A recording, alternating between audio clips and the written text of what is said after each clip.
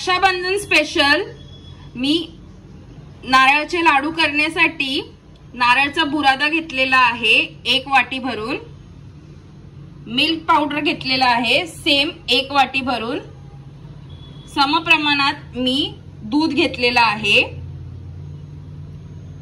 वेलची powder, garnishing करण्यासाठी मी पिस्ता घेतलेले आहेत, साखर मी अर्ध्या वाटीभर घेतलेला आहे कारण माझं मिल्क पावडर जे आहे ते गोड असल्यामुळे मी साखर एकदम अर्धी वाटी घेते, आणि तूप. गॅसवर मी कढई ठेवून घेतली आहे. आता ह्यात मी तूप घालून घेते. गॅस जो आहे मी एकदम मीडियम टू स्लोवर ठेवलेला आहे. तूप जो आहे मी 1 ते 1.5 चमचा घालून घेते आहे. हे घट्ट तूप घातलेला म्हणून 2 चमचे, जर असं बघायला गेलं तर ते पूर्ण 2 चमचे होतात.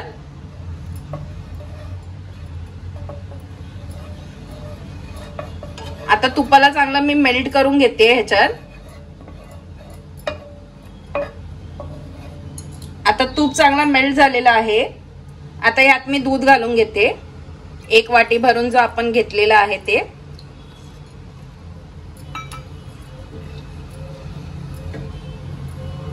हे बघा,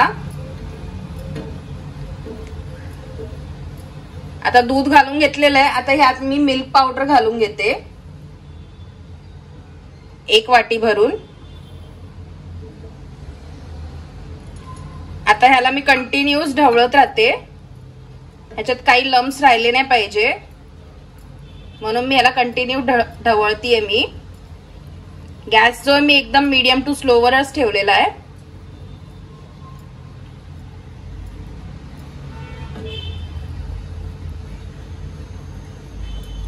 ह्याला चांगलं ढवळून घेते. आता ह्यातच मी आपण अर्धा वाटी जी साखर घेतलेली आहे ती घालून घेते.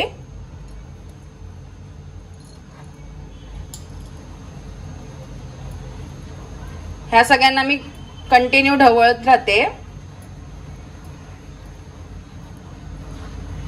म्हणजे याच्यामध्ये लम्स नाही राहायला पाहिजे म्हणून. आता याच टायमामध्ये मी वेलची पावडर देखील घालून घेते. सगळ्यांना एकत्र चांगलं मिक्स करतेय.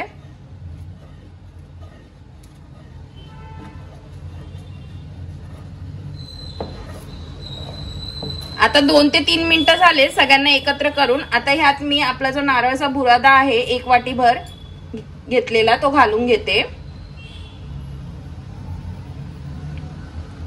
आता सर्वांना ह्याच्यामध्ये चांगलं मिक्स करून घेते.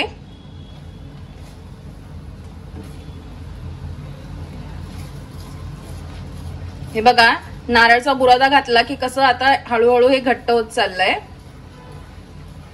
आपलं मिश्रण बघा कसं घट्ट होतंय. आता ह्याला मी सतत ढवळत राहणार आहे, नाही तर खाली लागता कामा नये. सतत ढवळत राहायचं ह्याला.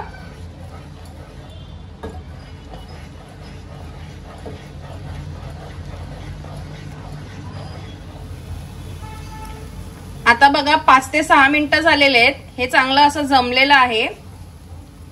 अजून ह्याला 1 मिनिटापर्यंत मी चांगलं मिक्स करून घेते आणि मग ह्याला काढून घेईल.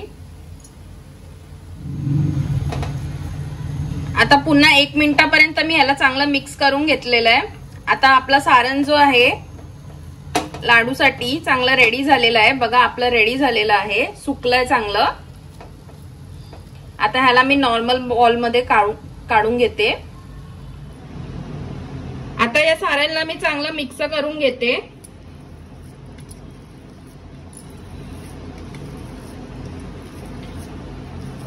आता हे कोमट असतानाच मी ह्याचे जे लाडू वळून घेणार आहे.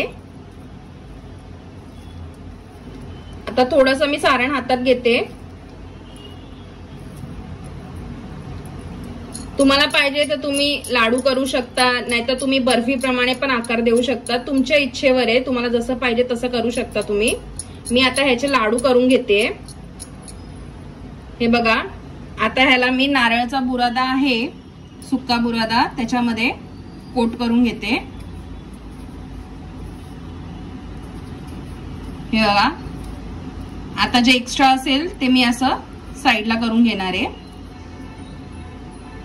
हे बघा आता आपला जो लाडू आहे तो झाला आहे। अशाच प्रकारे सगळे लाडू मी करून घेणार आहे।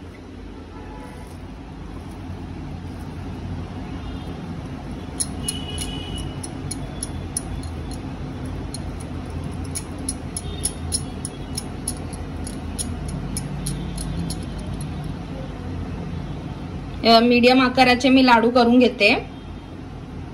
आता ह्याला मी नारळाच्या बुरादामध्ये टाकून घेणार, सगळीकडनं चांगलं कोटिंग करणार आहे ह्याला।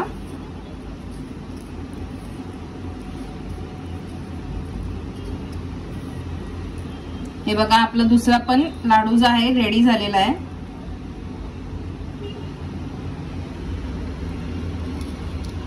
आता सर्व लाडू करून घेते आणि मग तुम्हाला दाखवते। हे बघा आपले सगळे लाडू आता रेडी झालेले आहेत। ह्याला मी पिस्त्यानी पण गार्निशिंग करून घेतलेलं आहे। ह्याचे तुम्ही लाडू सारखे लाडू पण वळवू शकतात किंवा बर्फी सारखं देखील मी सांगितल्याप्रमाणे तुम्ही करू शकता। आपले खोबऱ्याचे लाडू जे आहे खायला एकदम टेस्टी होतात आणि ही रेसिपी जी आहे ती झटपट होऊन जाते। आता तुम्ही बघितलंच असेल आपण कमीत कमी वस्तूमध्ये आणि कमीत कमी वेळामध्ये ही जी गोडाची रेसिपी केलेली आहे। तर रक्षाबंधन निमित्त मी ही रेसिपी केलेली आहे। तर तुम्हाला सगळ्यांना माझ्याकडनं रक्षाबंधनच्या हार्दिक शुभेच्छा। आणि आतापर्यंत जर तुम्ही हा व्हिडिओ बघितला असेल आणि तुम्हाला आवडली असेल ही रेसिपी तर चॅनलला सबस्क्राइब करून घ्या। कमेंटमध्ये कशी वाटली ते लिहून पाठवा आणि एक लाईक करा। जर सबस्क्राइब केलेलं नसेल तर सबस्क्राइब करा, सोबतच बाजूला असलेल्या बेल आयकॉनला पण क्लिक करा, म्हणजे अशाच नवीन नवीन रेसिपीचे जे तुम्हाला नोटिफिकेशन भेटत राहतील।